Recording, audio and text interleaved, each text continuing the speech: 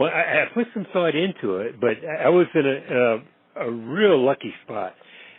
NFL Films was headquartered in Philadelphia, and I used to go there all the time to look at footage on players, coaches, teams, the highlight package they put together, and they always had other film in there. You know, they had shots of the different games, different plays that never aired, but they had the footage, and I would take that stuff, and they'd give me whatever film I wanted, and I'd go in a room and take a look at it to review teams.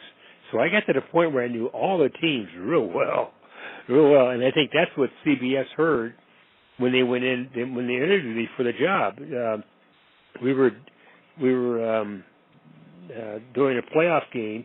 I was still just a weekly analyst at that time, and Musburger and Bob Wusser, one that had been president of CBS Sports, were and myself were at a restaurant having lunch. No, we were in the stadium having lunch.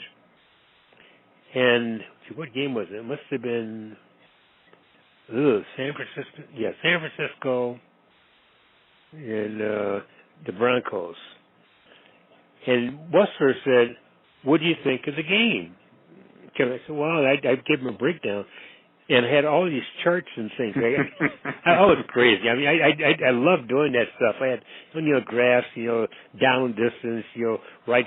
Think of a breakdown you'd have for a game plan: left hash, middle of the field, right hash, and where the ball is located, down distance, run a pass, how much yardage they receive, and after the ball pattern develops. And then I would go out and see the teams practice, talk to the coaches, and talk to the most important players I could get a hold of to get a sense of how the game plan was going to go. So Denver was coming in with this Orange Crush defense. It was really, pretty good. And I think the 49ers are going to win this game big. You say, why do you think so? So I don't know. I don't think that the Broncos defense can hold their passing game down. And they won the game 51-10. So I got a call from Wusser a couple of days after the game, and he says, "Hey, how would you like to? We're going to put a new pregame show together."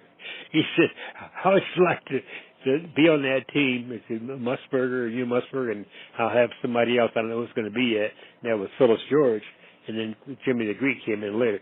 Jack Whitaker was with us the first year. The Greek came in the second year, but he said he was interested in my thoughts on how I cover the game. So what we did when we went through in our pregame show, up until that time, all you saw was highlights and maybe some idle chatter around that. But we wanted to be able to put something in every element, every broadcast, and I had a segment that worked to put together that where we could entertain people and teach them at the same time about how the games work. A little thing like freeze frame. I was one of the guys who helped NFL Films develop that because they were in Philadelphia. I was in there every day just doing stuff. I said, you know what? If you guys can put a circle around this thing or an arrow to where you're going to go, put an arrow, freeze it, and then talk about what the play is, and then run it, people can see the blocking patterns because you can't see anything with 22 guys running all over the place. So that's what we did, and they made circles by taking little dots that they could put on the. I don't know how they did it. So they did it in circles and arrows to point where, and that led eventually into instant replay. But at that time it was just simply our way of trying to give people a better picture of the game. Yeah. So I said, just put everything together. Everything's in triangles. So if I'm an offensive lineman, I'm going to have a guy to my right, a guy to my left, and a guy over my head.